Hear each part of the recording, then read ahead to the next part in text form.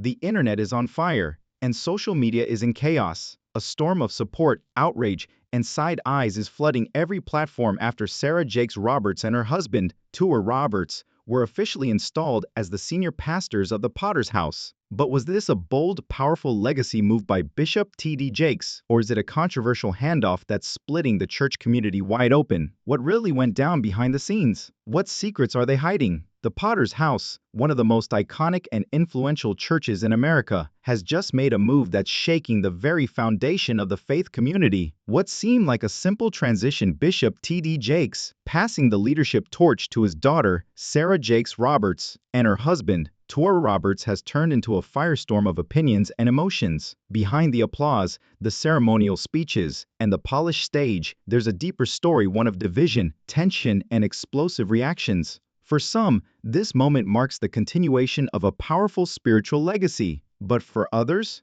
the questions are pouring in. Is this nepotism? Are church politics at play? Are gender roles and leadership being challenged? And what about Tour's controversial past, which many feel hasn't been fully addressed? In this deep dive, we're pulling back the curtain to reveal what really went down during the installation ceremony and who was conspicuously absent from the event. From emotional reactions of church members to viral threads accusing the Church of Hollywood Christianity, this transition isn't as seamless as it appears. With insiders revealing that tensions have been bubbling under the surface for months, the question remains, what was really going on behind closed doors at the Potter's House? Stay tuned, because the answers will leave you speechless. Half of the room stood, and the other half sat down as Sarah uttered something you won't believe. The stillness that Bishop Jake kept silent during the ceremony is what has everyone talking.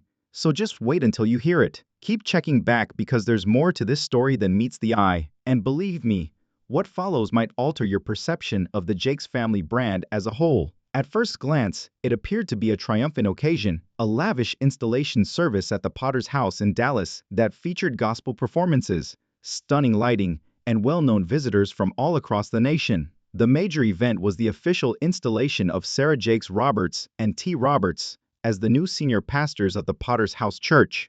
Bishop T.D. Jake had been the only person in that role for more than 27 years. There was electricity in the air. Tens of thousands watched the live video online, and thousands crowded into the sanctuary. The room was filled with fervent praise from a chorus. Prominent religious figures from all throughout the nation, such as Priscilla Scherer, John Gray, and Dr. Anita Phillips, were either in attendance or extended virtual condolences. Oprah Winfrey and even Tyler Perry were seen on camera, nodding encouragingly as the event progressed. Although the visuals were striking, those who were closely observing picked up on a few elements that didn't sit well. First of all, rather than feeling like a revered church service, the ceremony resembled a high-profile award presentation. The crowd was swept by cameras. There were emotional close-ups, and even some scenes seemed staged, as though they were part of a predetermined media story. Online sentiment that the church was shifting away from genuine spiritual leadership and toward branding and celebrity culture grew as a result of the polished production quality. Then Sarah herself sent the message. She spoke passionately about following in her father's footsteps while standing on the pulpit in a fitted white robe, mentioning how she had formerly felt unfit to hold a position of authority. Some found her vulnerability to be touching, given her public struggles as a teen mother and the demands of being in the spotlight of the Jakes family. But others thought it came across as carefully staged vulnerability, particularly when she changed her message from a pastoral sermon to more of a TED Talk. She's polished and charming, but something about it felt more like a show than a pastoral cry, according to one viewer. But when T. Roberts took the stage, it was the most remarkable moment. T has always had a more entrepreneurial modern pastor vibe than Sarah, who has a very personal connection to the Potter's House legacy, more influenced by Dallas customs than by church culture in Los Angeles. Some churchgoers applauded while others raised their eyebrows as he gave a lecture full of business-like metaphors, vision casting, and leadership techniques. The church needs to change.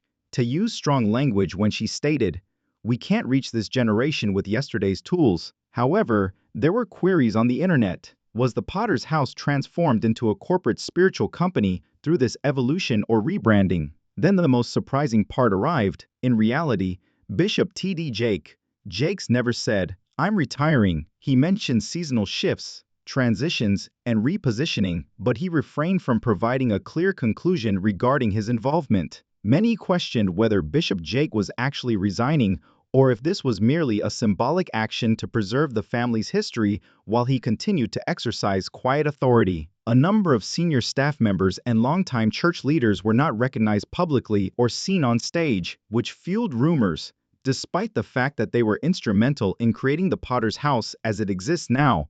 According to some insiders, the ceremony appeared to be a celebration, but it actually represented a strategy change with more profound ramifications. Just wait till you hear what folks began posting the very following day to see if you believe the congregation was completely on board with this. The day following the installation of Sarah Jakes Roberts and T. Roberts as senior pastors of the Potter's House, social media was ablaze with mixed reactions, critical criticism, and subtly disparaging remarks from both Christian influencers and seasoned attendees. The official ceremony videos went popular on Instagram and X, the former Twitter. The church's webpage included well-produced movies with well-chosen descriptions, inspirational quotations, and dramatic treatments. The full narrative is not as simple as reading a divine transition, a legacy preserved, a future secured. Beneath the joyous emojis in the comments sections were candid responses from regular Potter's House patrons, some of whom had been there for decades. I don't understand. Does Bishop Jake remain our pastor? I don't mean to offend, but I didn't feel the Holy Spirit as strongly as I always did. Although I like Sarah, this didn't feel so much like a spiritual movement as it did like a launch party. Where were the other founding leaders and elders? Why did they not receive honors? Concerned about the direction the church appeared to be taking, members of the Potter's House local and satellite campuses started setting up group conversations and small forums on Facebook. Some questioned the leadership's lack of clarity. Others acknowledged that they had long felt cut off from church culture. In the meantime, Christian YouTubers and online religion pundits grabbed on the news. One anonymous post from a long-standing volunteer said, "This isn't the same Potter's House I joined in 2004. I came here for healing, not branding." In just 2 days, a live stream that went viral with the title "Is the Potter's House Turning into a Celebrity Church?" received over 100,000 views. The host drew attention to the fact that T's sermons have shifted away from biblical depth and toward marketability, frequently employing self-help terminology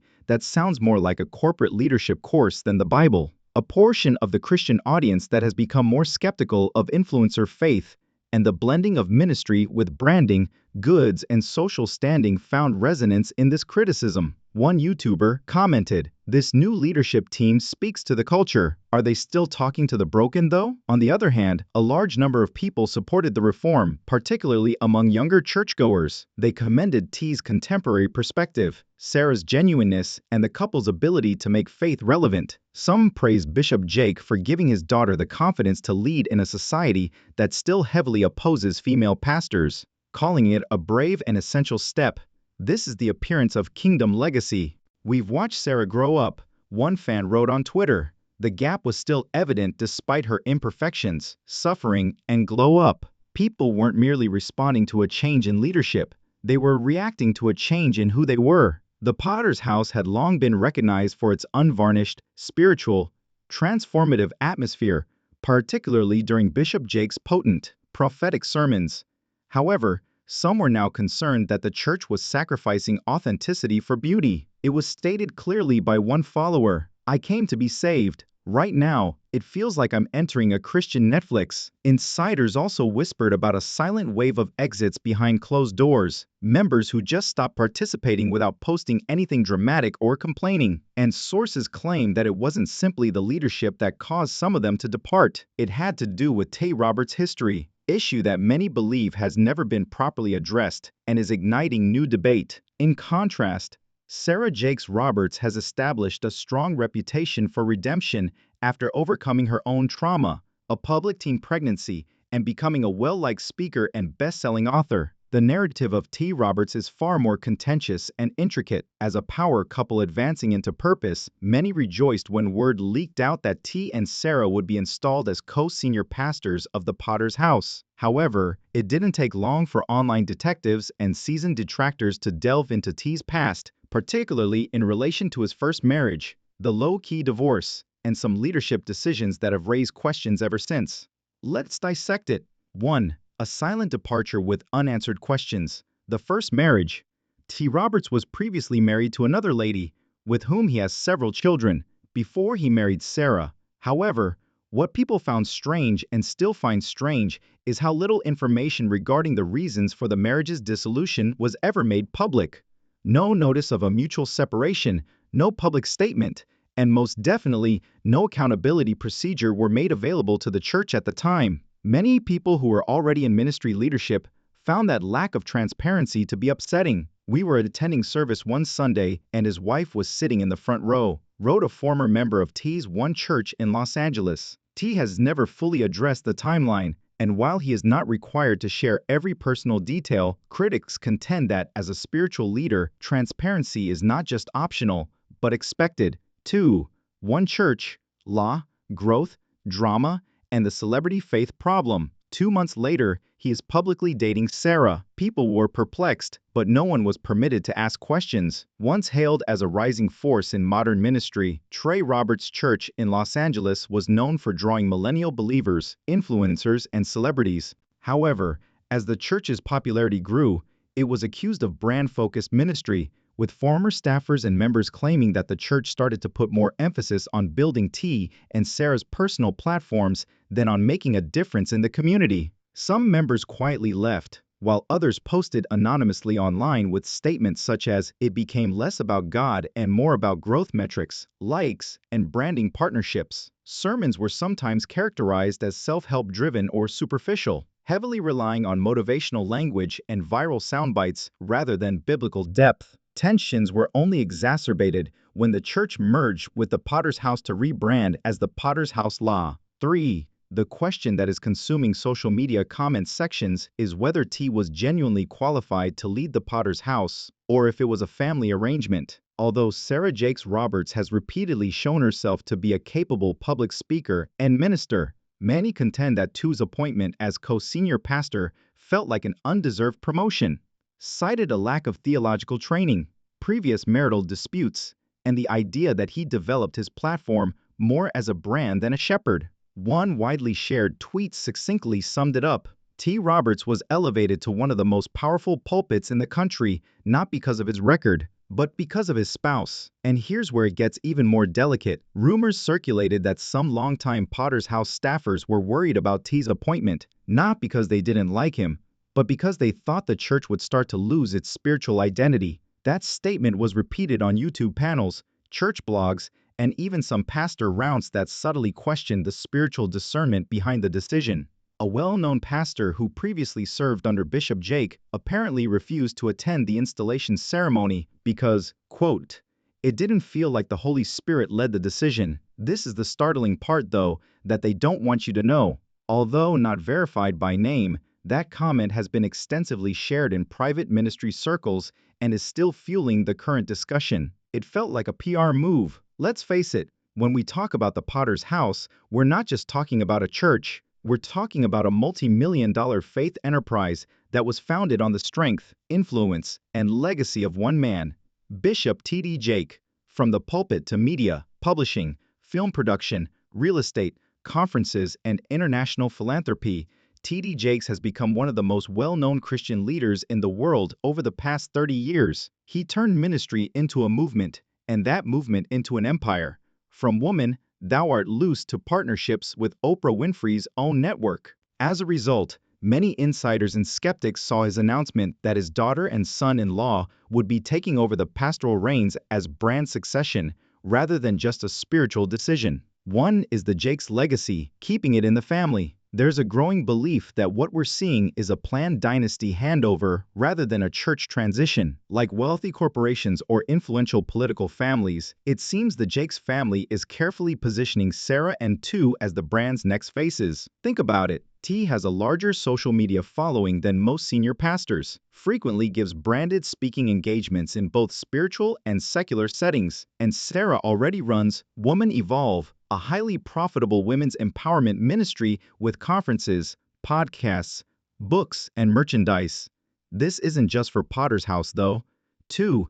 Image over impact. The growing concern about optics. This handoff secures the Jake brand for another generation. Together, they appeal to a younger, more socially conscious, influencer-savvy demographic, exactly the kind of audience that contemporary ministries are desperate to retain. According to several sources close to the church, internal messaging changed in the months before the installation, and staff members were reportedly counseled to avoid controversial engagement that could disrupt the transition optics and to be aware of the tone of their social media posts. One source claimed that everything needed to be picture perfect. This type of image management is not new in contemporary megachurches, but it is particularly evident in this context where celebrity culture, wealth, and reputation are all part of the ecosystem. It felt more like we were putting on a show than honoring a call to ministry, with everyone required to smile, dress appropriately, and be prepared for media moments. Then there's the lingering elephant. What is Bishop Jake's actual role now? 3. Is he stepping back or avoiding the spotlight?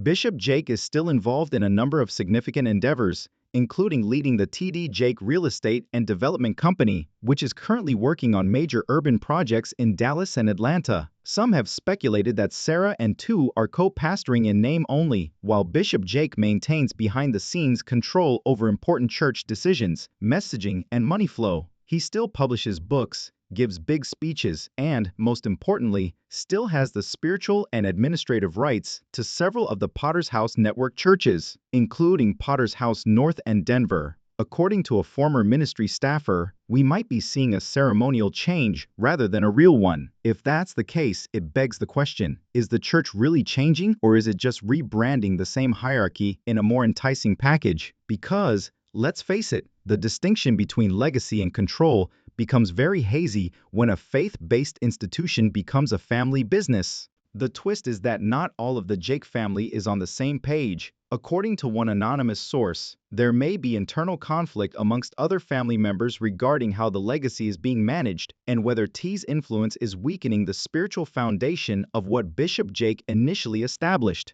Not everyone inside is celebrating. Some are just watching and waiting. One thing is certain, as Sarah Jakes Roberts and T. Roberts formally take over as Potter's House leaders, we are witnessing a significant change, not just in a church, but in the culture of contemporary Christianity. No names have been confirmed, but we do know this. While this may reflect the realities of our digital age, it also raises very uncomfortable questions. Has the church become too image-driven? Are we prioritizing followers over faithfulness and charisma over calling? Are we witnessing God-ordained succession or strategic brand management when legacy families like the Jakes pass the torch? Let's face it, this transition heralds a new era in which influence, optics, and engagement metrics are seen as just as important as spiritual depth. The Potter's House is a global operation that reaches millions, manages significant assets, and shapes Christian culture in general. Sarah Jakes Roberts is unquestionably gifted. She is an amazing communicator, open about her challenges, and incredibly relatable to many. However, the organization is not immune to the pressures of popularity, public opinion, or platform building. T. Roberts has also carved out a niche for himself in the age of influencer pastors. His ability to speak to contemporary audiences is sharp, and his delivery is polished. But as his past comes to light and his leadership is scrutinized, the question of spiritual depth versus public appeal is more pressing than ever. Her journey from a pregnant teen to a global ministry leader is nothing short of inspirational. But with that influence comes responsibility and scrutiny. For members of the Potter's House, particularly those who have been there since the beginning, this transition is extremely personal. Bishop T.D. Jake Jakes was more than just a preacher. He was a spiritual father to many, a counselor, a prophet, a builder, and now that he stepped back, at least publicly, some feel spiritually unanchored. And perhaps the most urgent question is, what happens to the flock? The debate on social media is still going strong, and the online firestorm hasn't subsided. New threads are appearing every day, with some defending the move and others analyzing every press release, soundbite, and clip. It's not that people don't love Sarah or T. Rather, it's that the church's soul feels like it's changing, and not everyone is certain it's for the better. It's a dynasty, not a ministry. We need more pastors who look like Sarah, broken, healed, and real. This was not a spiritual transfer, rather, it was a brand rollout. What's even more telling is that smaller churches and pastors nationwide are now reassessing how they handle leadership, succession, and transparency. The comments range from praise to protest and everything in between. Whether you agree with the bigger picture, redemption, realignment, or redirection, one thing is for sure, the church is changing. The next generation of pastors will be digital and branded. Some are even using the Potter's House shift as a warning against the perils of platform over pastoring. Not just for Sarah and Tay, but for every church, leader, and believer attempting to navigate faith in this age of influencers. We must all wrestle with the question of whether they will also be connected to the heart of God, to Scripture, and to community. They will be linked to platforms, partnerships, and public scrutiny. What do you think? Was this a lovely handover from father to daughter? Was it a legacy move in line with God's timing? Or was it a well-planned shift intended to preserve the Jakes brand while maintaining control within the family? Let's discuss it in the comments. And perhaps, just possibly, this moment with the Potter's House is not a downfall, but rather a wake-up call, a divine opportunity to realign our values, to return to authenticity, and to ask, who are we really following, the shepherd or the show?